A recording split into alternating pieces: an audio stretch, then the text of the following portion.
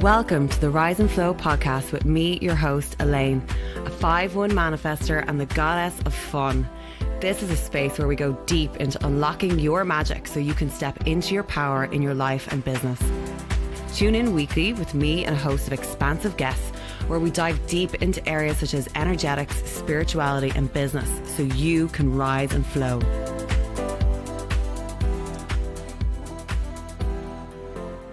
Hello, beautiful soul. Welcome back to the show. Today, I want to share my own story. I suppose maybe from my soul evolution, from my intuition as a child to my journey in corporate into entrepreneurship, and really how human design ruined my business, but not from a dramatic sense, just more from I want to share the strategic insights. So if you're new here or you haven't been following the show for long or know much about me, I did business in university.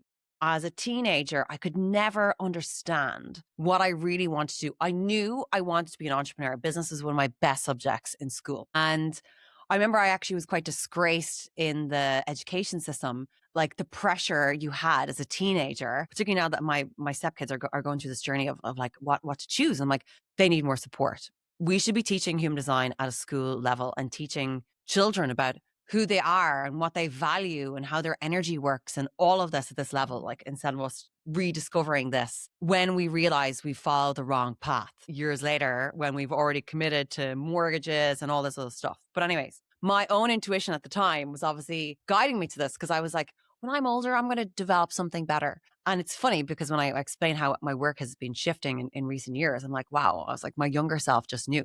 But so I couldn't decide whether I was going to do communications because I loved media. I loved like art forms. I love creativity. But I was like, no, do business because you're going to be an entrepreneur when you figure out what you're good at. So just do business and get really good at business. So then you'll succeed. Very easy. Like that, it seemed logical. It seemed strategic. And when we go into human design, so I'm a 5-1, I'm splenic, and I'm a manifester. In terms of Clifton's strengths, like strategy is my top strength. So it's just how I think. I'm amazing at solving problems. Like always have been. I was always the person that people call. I will make an impossible situation possible. It's just how my brain works. I can see the big picture. I can see down the line. It's just how I'm wired to see the world. So for me, I was like, whenever I go into entrepreneurship, I'm just going to skyrocket this shit. However, right. So I went along my career, did a 4-year business degree. I majored in HR. And then I left college when it was the pandemic. And that was challenging, or not the pandemic, sorry, the recession.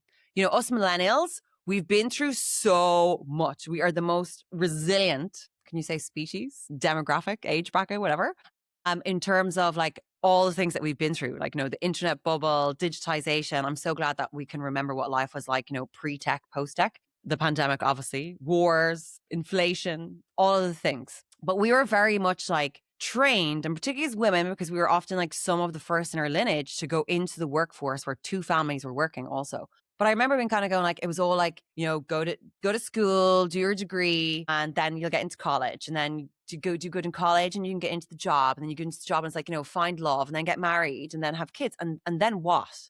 Like, what's the roadmap for joy and fulfillment out of that?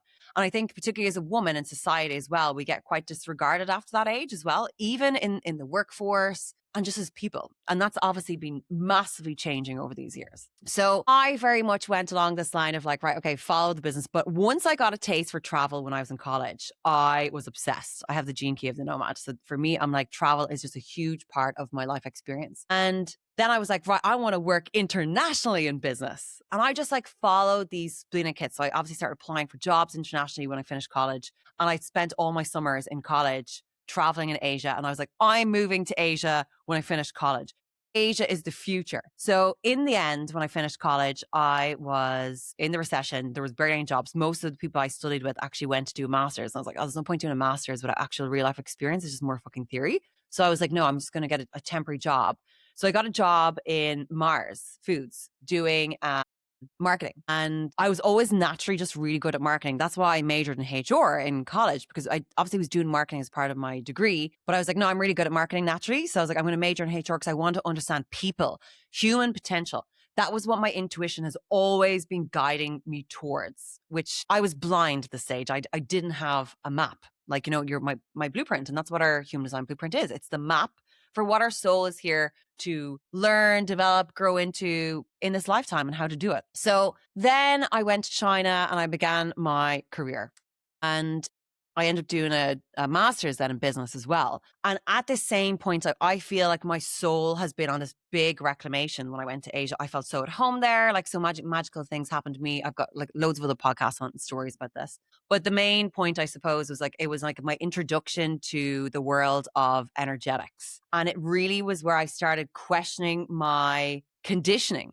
Like, what I grew up around is like, I was an Irish girl brought up in a tiny countryside, like super Catholic house, like, so much shame around being a woman and sex and repression and all these things. And I just was like a larger than life personality. So like, I mean, I used to watch Sex and the City in my room as a teenager, being like, Samantha Jones was like my role model. And I was like, I'm going to have an international career and I'm going to be the CEO of tech and I'm going to pioneer the space for women.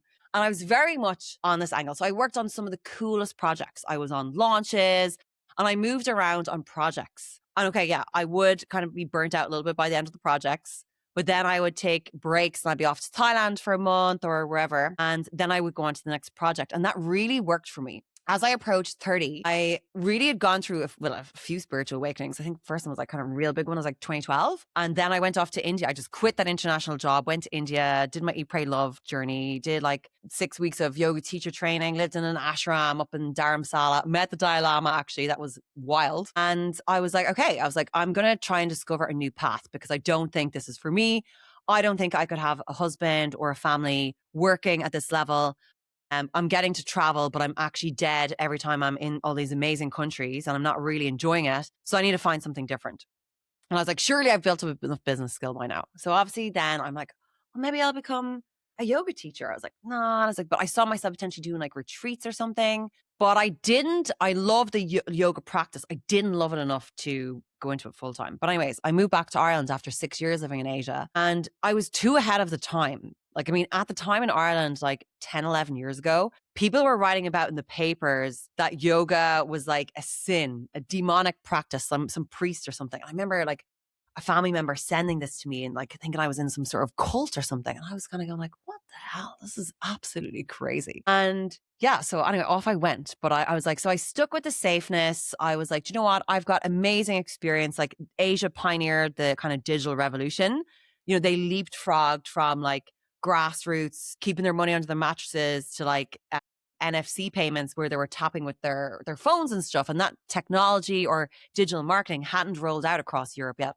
So I was coming back ahead of the game and I pitched to an agency to do a digital agency. So I was like, I'll set up for you. So this is like me, again, blind to being a manifester. But I was actually operating out of alignment because I just was following my intuition. I started to slow down with my intuition though when I was approaching 30 because, it's like, right, you've got the travel out of you. And I don't know, I just feel like we can conform a little bit, particularly as women. It's like, settle down, meet somebody. I also like met the love of my life, but who had 2 kids, right? So I also took on a parenting role. So I went from like my Samantha Jones era, like traveling the world, international career to being like a partner and a parent, right? And there's like, I didn't actually think intentionally about like designing how I want that to look or whatever. And this is where all the conditioning again comes up. And we have to like deconstruct actually, well, what's actually aligned for us and what's not. Anyway, cut long story short, agency life for me was amazing. I did it for 3 years, but I worked on so many different industries and businesses, small to medium to large multinationals, B2B, B2C. I got experience in all, like, launching. And this is actually perfect for me, again, blind as a manifestor, because I'm initiating and then I'm leaving. I then really realized I was like, I'm just passionate about brands that are making a difference in the world. And I could see that through the client base that we had. So I decided to move to a wellness business. And I worked in this brand. And honestly, it was the worst job I ever had in my life. So many great opportunities came out of it, absolutely. More so showing me what was not aligned, but also I was used to working at a very high management, leadership, strategic level. And while this was a senior position, it was kind of a bit of a step down. But for me, I knew I was getting ready to go into entrepreneurship. But my ego kept talking me out of it. I needed more of this to be ready. And I am like, if you're thinking about going into entrepreneurship or following your purpose, I want you to learn from some of my mistakes here. So basically then what did I do? So the thing was in this job, right? It was like a marketing management position, but they didn't have the teams that I was used to having to execute my vision and ideas and strategy and input. So I had to do a lot of the execution myself. Not to mention, it just was a bit of a toxic workplace. So I was just like, it just wasn't aligned. But anyway, it woke me the fuck up. And when the pandemic hit, I was like, that's it. I bought my house, which I wanted before I went into business. And then I was like, I'm getting out of here. But then the pandemic hit at the same time, right? So I went into all sorts. Not only did I one, I did two businesses. I was doing consultancy. I was doing some coaching. I was doing like the wellness work and the self-care work. And then I was doing ritual boxes. And I was just like throwing shit at the wall, right? Because all of the side hustle stuff that I'd built up in the years wasn't possible because all of it was in person. And yeah, so basically at the same time I was training in human design, I was training in hypnosis, and I was digging into all of this. And then when I really started to understand my own blueprint, right, and how I'm designed to operate, I was like, my God. So I was probably 9 months into entrepreneurship. And, you know, people could look from the outside of go, oh gosh, she, like, oh, this is so great. And she was on the TV and the radio station the other day. And wow, it's also amazing. And I'm here going like, yeah, cool. But I'm done.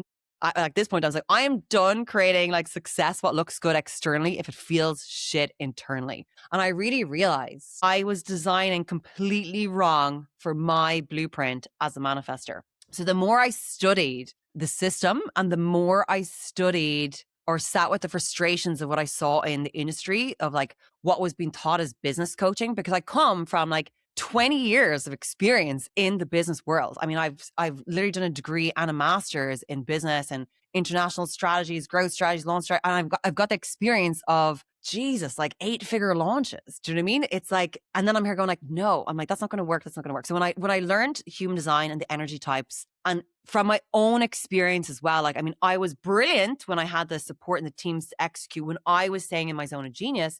But as an entrepreneur, you have to do all of the things, right? Unless you're actually doing a product business or something. But like in a service business where you're the person, you don't sometimes have the opportunity in a startup to be playing in your zone of genius all the time. And when I actually really realized that I had designed a business completely out of alignment with my freaking human design, I was like, I'm going to have to fucking burn this shit down. And I rebuilt. And I rebuilt with strategy because I understand, for me, human design was like giving me, wow, kryptonite, right? Because it, as a manifester, I always knew I was different. I could always read energy differently. My incarnation cross is the cross of limitation. So I'm really here to show us like where we're wasting time as society. As a 5-1, I don't see step 1 to 3. I see step 1 to 10 and how that actually impacts like humanity and evolution and where we're wasting our time and what we should be doing instead, and developing better solutions. Human design for me gave me a language for the energy that I would read anyways to create flow.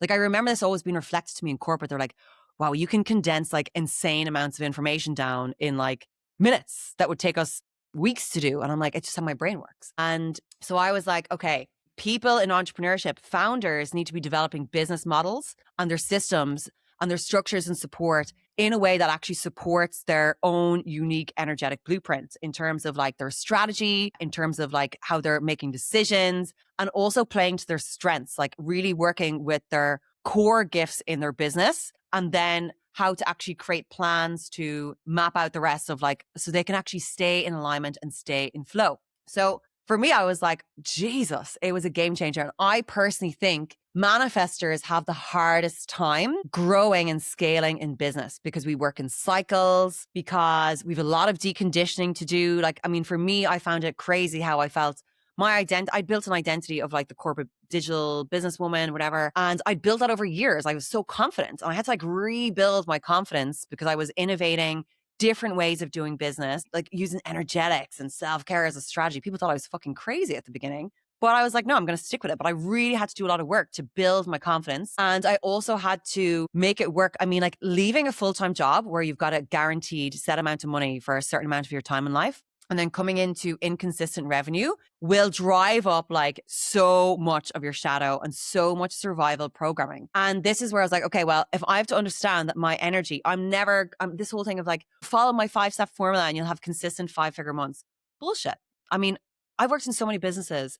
Okay, and maybe we might be able to guarantee a certain amount of sales, but the cost of sales will always be different. right? And I'm here for like, get consistent profit and maybe we can talk, but I can understand as manifestors, we work in big urges. So like we can like create something, drop it, make a fuck ton of money, and then we'll go into a bit of a slower season.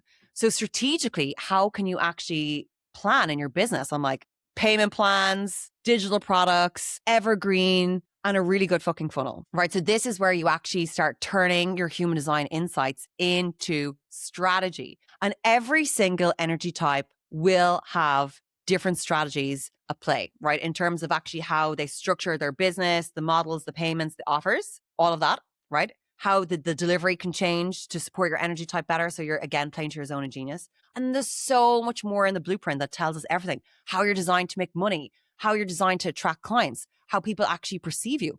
It is all in there. So for me, getting my blueprint and really actually start to turning that into strategy for me was like, wow, I am so glad that I did not continue the way I was going in my first year in business, and I burnt it down and I took a chance. I'm here going like, nope. I was like, I have made so many people so much money through my strategic insights in my whole life to date. I was like, so I'm going to trust that I'm going to do this for myself. And within 3 years, I was able to get my husband out of his corporate job. And now we're co-creating a business together, Evolved by Design. So it's like, design your life in line with your blueprint, not default, not by what society is telling us, not by what our conditioning is telling us or our fear or survival instincts. It is all in there. So I invite you to join our Evolutionaries community if you haven't, because in there I have a few free masterclasses. There's one called Top Model, which gives the best business models that you can use based on your human design, or download your blueprint instantly, personalized 40 pages. I've got the links in the show notes. But understand that you are wired. You are so unique. You're like, we're literally, our unique codes is like 1 in 33 million. Understand yourself and translate that into your unique success strategy. And obviously, jump on a call with me, jump on a session, and I will help you map that out for you. So you're not recreating the same shit that you've been conditioned in from your entire life. If you're loving this episode and you want to dig a little bit more into your human design as well, check out Are You Creating the Same Rat Race in Entrepreneurship, where I dive really deeper. It's a longer episode into each of the centers in your human design, what's open, because this is the area that you need to decondition to really get clear on who you are and why you're here, etc. as well, and shed all of the stuff that's not you so you can come into alignment. So that is it for today's episode. Get aligned, lean in. Awareness is the beginning. The deconditioning is the core part you need to do to really actually start turning these insights into strategy to get you rising and get you flowing. Thank you so much for allowing me to be a part of your journey in activating your higher self. I'm so grateful to every listener in this community and would love to know what you think. So drop into my DMs or send me a message and be a part of the expansion of our collective by subscribing, sharing, and leaving a 5-star review. And let's rise and flow together.